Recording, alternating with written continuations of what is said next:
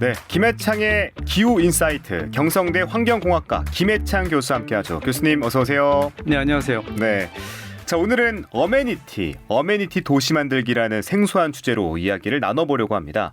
어메니티 다소 어려운 단어인데 요즘은 호텔 같은 데서 제공하는 비품을 가리키는 말로 많이들 쓰는 것 같더라고요. 그런데 어메니티 도시 만들기라니까 좀 생소한데 여기서는 어떤 의미인지 감이 잘 안 옵니다. 어메니티 도시가 뭡니까? 그래요. 원래 이제 제가 한 20여 년 전부터 처음에 어메니티라는 말을 이제 쓰게 되었는데요. 네. 그러니까 옆에서 어메니티가 뭐고 그렇다면서 왜 한국말로 하면 되지 외국말을 굳이 써야 되느냐 이런 이야기가 좀 있었어요. 그런데 이 문제는 어메니티란 말이 우리가 이제 뭐 생태를 이콜로지 또 기술을 테크놀로지 이렇게 쓰는 게 있는데 영어로 이 한마디로 어메니티를 표현하기가 굉장히 어렵다는 거죠. 네. 그 어메니티란 말은 번역어만 한 80가지가 됩니다. 아 그래요? 네, 예를 들어서 우리가 흔히 환경적으로 쾌적하다, 뭐 그다음에 그 주거가 공간이 생활의 질이 좋다, 환경이 그리고는 활기차다.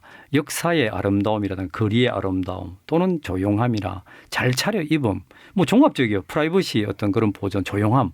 그러니까 이걸 한마디로 어메니티라 하는 종합적인 어떤 감으로 이야기하지 한 개를 딱 집어서 1:1 대응으로 이 번역어를 만들기가 힘들어서 그냥 어메니티 쓰는데 다양한 의미가 있군요. 네, 사전에 지금 나오는 거는 어메니티가 네. 인간이 문화적으로나 역사적으로 이 가치를 지닌 환경과 접하면서 느끼는 쾌적함, 우리가 환경에 산에 갔을 때 바다에 갔을 때 느끼는 쾌적함과 이거를 불러일으키는 그런 장소, 이거를 이제 어메니티라고 하는데 네. 그 어원이 원래는 이제 쾌적하다 또는 기쁘다 이런 걸 표현하는 라틴어 아모에니타스라는 말에서 나와서 사랑하다는 말에 라틴어 아마레, 우리가 뭐 화장품 이름도 뭐 비슷한 이름이 있잖아요.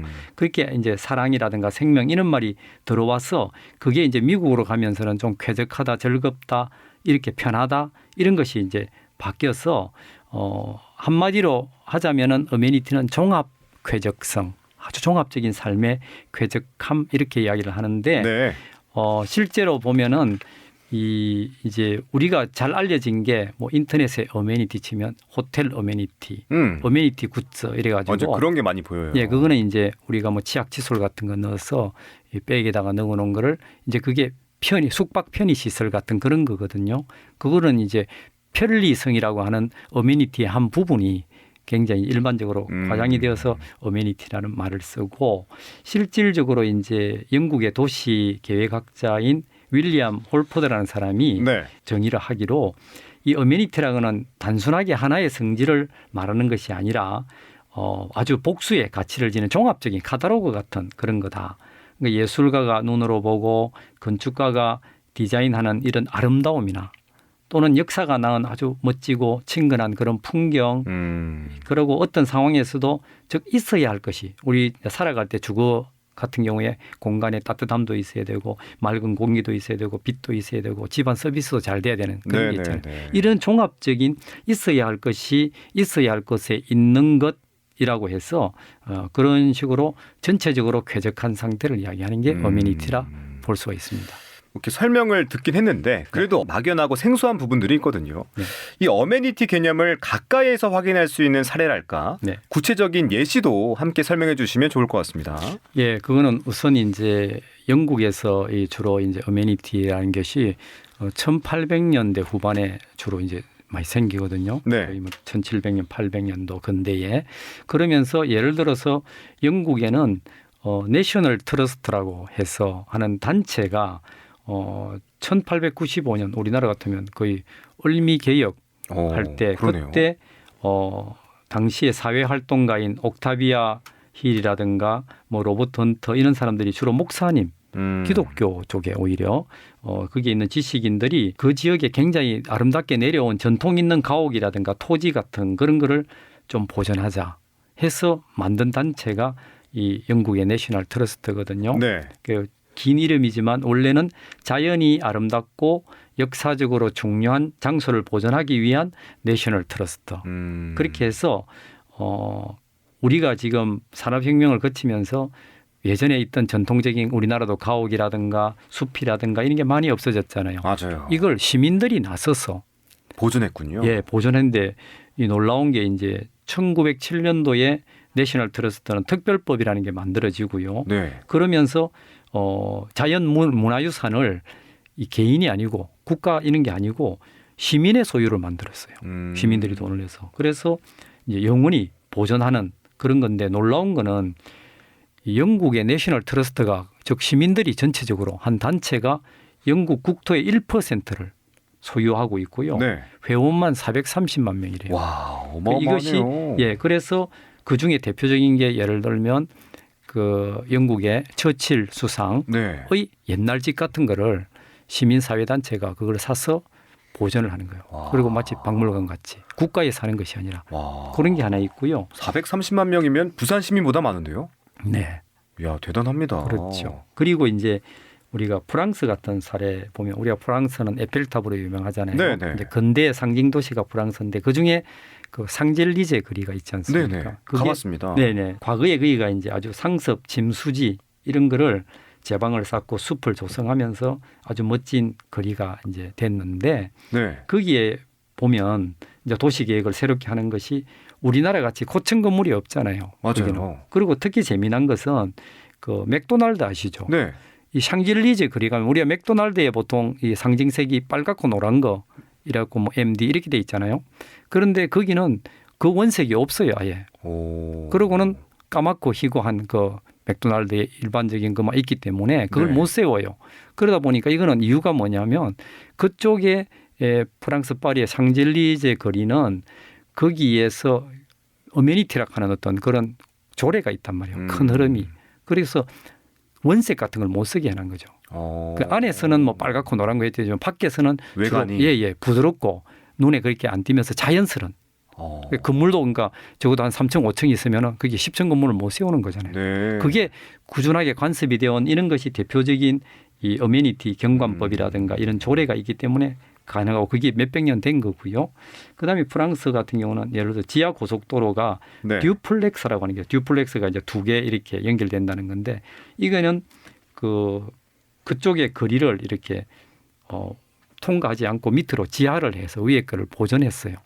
그런 게 한 몇십 년이 걸리면서도 공무원이 오히려 시민과 대화해가지고 나름대로 있는 기본 거리 그 위에 만들어져 있던 그 유산 이런 걸 해치지 않기 위해서 그런 걸 한 거죠. 그게 그냥 이제 막 지은 게 아니라 그렇게 그렇죠.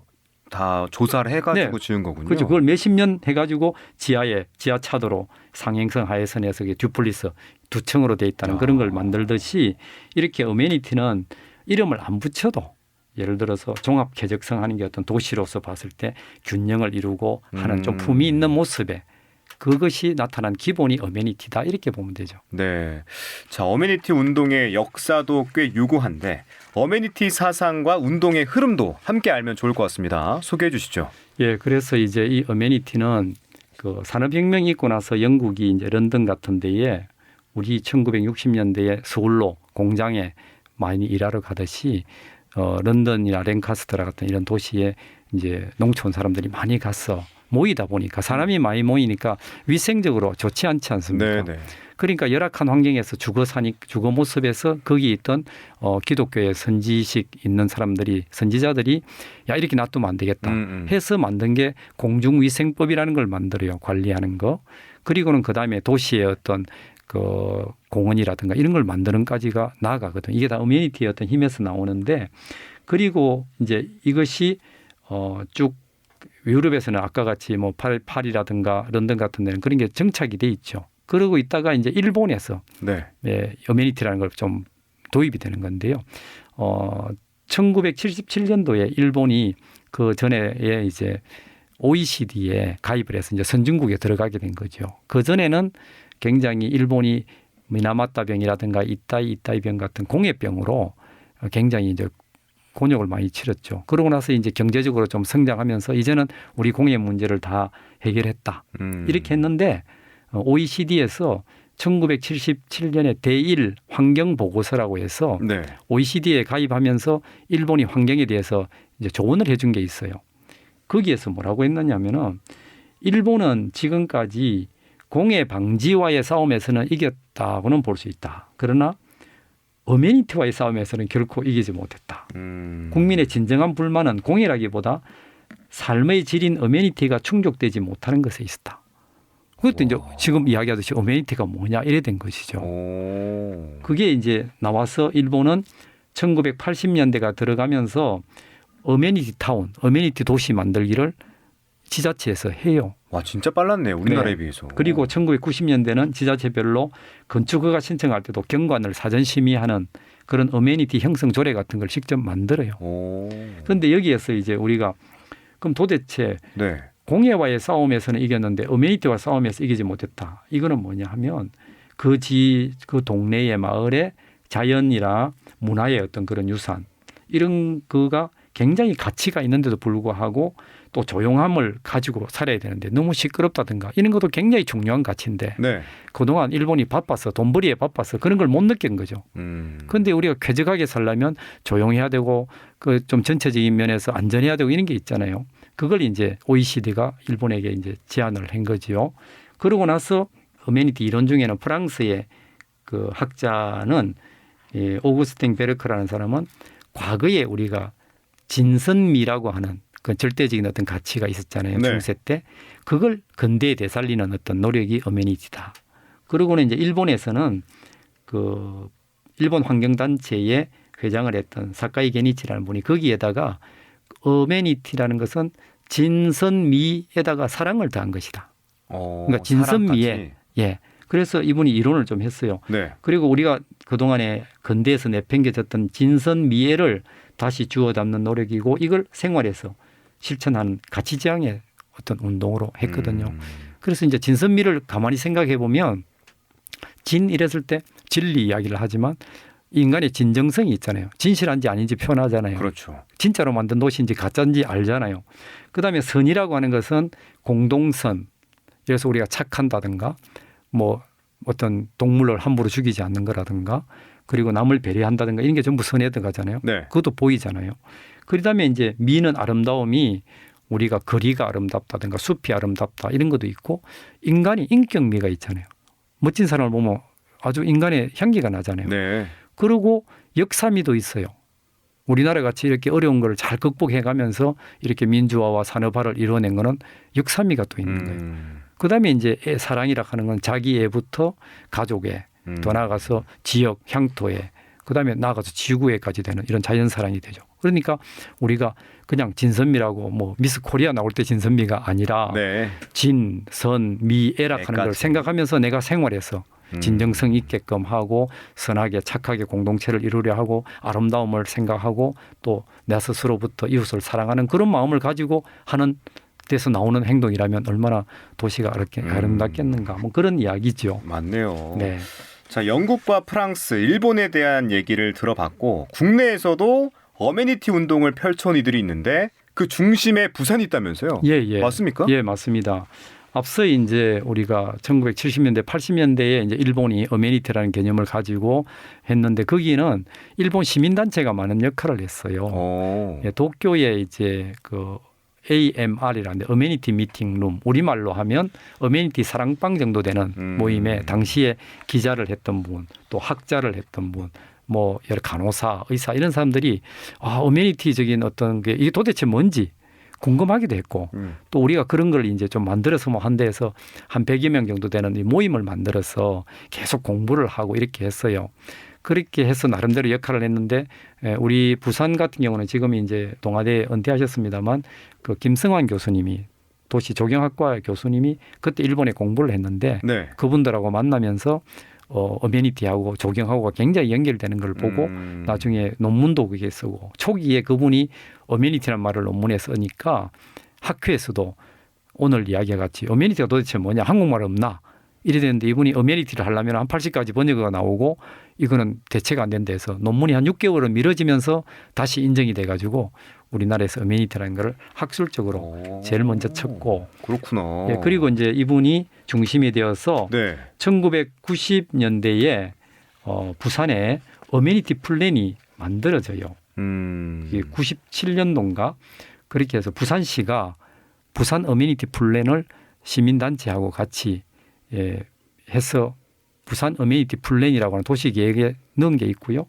그리고 그다음에 이제 99년도에는 부산 어메니티 백경이라고 해서 부산에서 이제 보기 좋은 산이라든가 강이나 바다라든가 이 주변을 그냥 일반적인 관광 뭐 배경 이게 아니고 어메니티라고 하는 삶의 쾌적함이라는 그 의미를 넣어서 만든 게 있어요. 네. 예, 그게 이제 좀 지금 약간 바뀌기도 하면서 해왔고요. 예, 저는 그때 당시에 제가 기자를 했거든요. 그러면서 일본에 연수를 갔는데 아까 일본의 어메니티 사랑방이라는 그 단체에 가서 제가 어메니티를 직접 많이 배우고 또 그때 와서 번역서 그분이 쓴 그 100억인의 어메니티라는 책을 제가 번역도 하고 또 뭐 어메니티 눈으로 본 일본 이런 책도 쓰고 하면서 네. 저 나름대로 노력도 했고 그다음에 부산에서는 중요한 게 그 수영강도 어메니티 플랜이 생겼어요. 95년에. 수영강에서도. 예, 그래서 수영강 살리기를 많이 했고요. 그다음에 더 놀라운 게 온천천이 있잖아요. 네. 온천천 살리기도 이 어메니티 운동이 바탕이 되어서 일본에 있던 그분들하고 부산에 있는 학자들하고가 계속 연결이 되어서 네. 예전에 냄새나고 하는 온천천이 한 20년에 걸쳐서 그렇게 바뀐 거예요. 아, 그냥 바뀐 게 아니었군요. 네, 자연형 하천으로 한다는 그게 있었고 그다음에 더 나아가서 이제 그 실제로 지금 우리 해운대에 그 영화의 전당 앞에 공원이 있지 않습니까? 네, 공원 있죠. 예, 그 공원에 이제 누리공원 같은 경우에 원래는 부산시가 거기를 고가도로로 만들려 했거든요. 근데 이거는 말이 안 맞지 않냐. 너무 좋은 경관을 해친다고. 그래서 반대를 하고 해서 나중에 절반 정도만 해서 이제 밑으로 지하하면서 위는 또 지상을 살려서 지금 보면 아주 좋은 땅이 영화의 전당과 그 공원이 분리돼 있잖아요. 네. 근데 이때 벌써 부산에서는 어메니티 하는 분들이 거기를 지화화해야 하는 운동을 했기 때문에 지금 그나마 그렇게 돼 있고 더 나아가서는 이 구간을 전부 지화화하면 된다고 돈도 그렇게 많이 안 든다 했는데 부산시가 그때는 받아들이지 못했어요. 돈이 없다면서. 그럼 원래 계획은 그 영화의 전당과 공원이 한 공간이었겠네요. 그렇죠. 구분되지 않고. 예.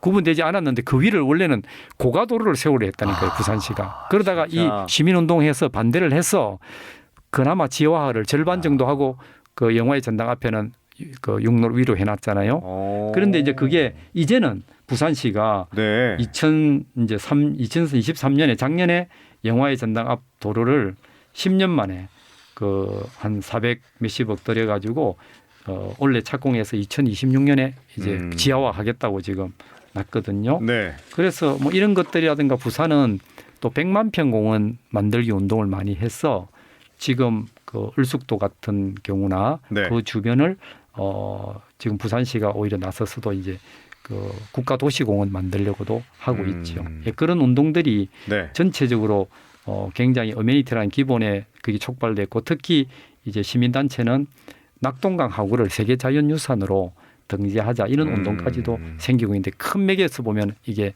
자연과 관련되는 어메니티 운동이라고 볼 수 있죠. 네. 자, 그러면 이번에는 어메니티 도시에 대한 개념을 여쭤보고 싶은데 어메니티 도시를 만든다는 건 어떤 의미인지 또 어떤 실천과 변화가 가능할지도 알려주시죠. 예, 그 어메니티라고 하면 이제 단순하게 환경만 보는 게 아니라 네. 정치, 경제, 사회, 문화, 환경을 종합적인 관점에서 시가 보고 또 이웃 동네에 이웃과 연대하고 배려하는 사회를 만들어야 되는 것이죠. 네. 그래서 이런 점에서 어떤 어메니티라고 하는 게 굉장히 좀 중요하고요. 무엇보다 어메니티의 핵심은 사랑과 생명이라는 거죠. 지금 부산시가 그 바이오필릭이라고 하는 도시 이야기를 해요. 그 번역하기가 힘들지만 생명 존중 도시라는데 어메니티는 생명과 사랑이 다 들어가 있어요. 그래서 어메니티는 지속 가능성 하는 거하고 말 만들기하고 연결이 되거든요. 네. 그래서 우리가 지금 지속 가능한 발전 이렇게 이야기하지만 우리가 이 살아가야 할 도시는 지속 가능해야 되겠죠. 당연하죠. 그래서 이런 지속 가능성을 바탕에 깔고 우리 주민들이 어메니티의 가장 중요한 것은 주민들의 꿈이에요. 그 지역의 개성이에요. 즉 내가 살고 싶고 내가 살만한 도시가 되기 위해서 내가 바라는 우리 인간으로서 좀 이랬으면 좋겠다. 뭐 도서관이 있었으면 좋겠다. 공원이 있었으면 좋겠다. 이런 거를 만들어내는 즉 주민이 있어야 할 모습 그걸 그려내고 그걸 이제 실현해가는 이런 그럴 뜻을 모아서 함께 해나가는 전반적인 게 어메니티 도시 만들기이고요. 네. 그래서 우리는 이제 좀 창조적인 아이디어를 생각해야 되겠죠. 그리고 주민이 적극 이제 참여하고 그 다음에는 이 행정이 적극 협력하는 그런 시스템이 중요하죠. 이렇게 해서 우리가 살기에 멋진 그런 도시로 나아가고 그리고 전체적으로 봤을 때 어메니티는 이 우리가 이제 환경, 경제, 복지 이걸 종합적으로 좀 생각을 해보는 거 통합적인 사고가 필요하고요. 네. 그다음에 그렇기 때문에 이제 도시를 보는 새로운 눈을 제공하죠. 지금까지 우리가 당연히 경제만 최고다고 살았는데 그것이 아니고 그걸 넘어서는 어메니티라고 하는 큰 사상이 있다고 생각하고 그리고 외국의 유럽이나 미국이나 일본 같은 그런 데에 좋은 선진 도시의 사례도 있고요. 또 우리 국내에서도 그렇게 노력하는 거 있고 생활 속에서 이걸 또 실천하는데 지금까지 우리는 부산시도 주로 뭔가 큰 건물, 뭐 공장 유치 같은 이런 식의 한 어떤 하드웨어 중심으로 많이 도시를 이끌어왔거든요. 도시계획을. 네. 그런데 여기 어메니티는 우리의 마음씀을 중시하듯이 시민들의 의식이나 생각, 어떤 우리의 문화, 기질 같은 걸 생각해서 소프트웨어 중심으로 도시의 어떤 전략을 바꿔가는 그런 거기 때문에 전체적으로 어메니티 도시를 만든다고 생각해 보면 많은 시민들의 좋은 생각을 모아가고 그걸 행정이 협치를 하고 그러면서 거기에 이제 힘을 쏟는 그렇게 하고 우리의 꿈을 만들어가는 하나의 과정이 도시 행정이라고 볼 수 있는 좀 재밌는 그런 개념의 어메니티 도시죠. 네. 자, 그럼 정부와 지자체의 이 정책 위반자들이 이런 개념을 얼마나 이해하고 실제 행정에 도입하냐 이게 궁금하거든요. 네. 우리나라 수준이 궁금한데 예. 공공 영역에서 어메니티 지수랄까 수준 어떻게 좀 평가할 수 있을까요, 교수님? 예, 우리나라가 이제 부산에서 사실은 큰 역할을 해서 전국적으로 2000년 들어서면서 우리나라의 전체적으로 보면 수원 같은 데도 경기도가 부산을 보고 경기도 어메니티 플랜, 수원 어메니티 플랜 같은 거를 세웠어요.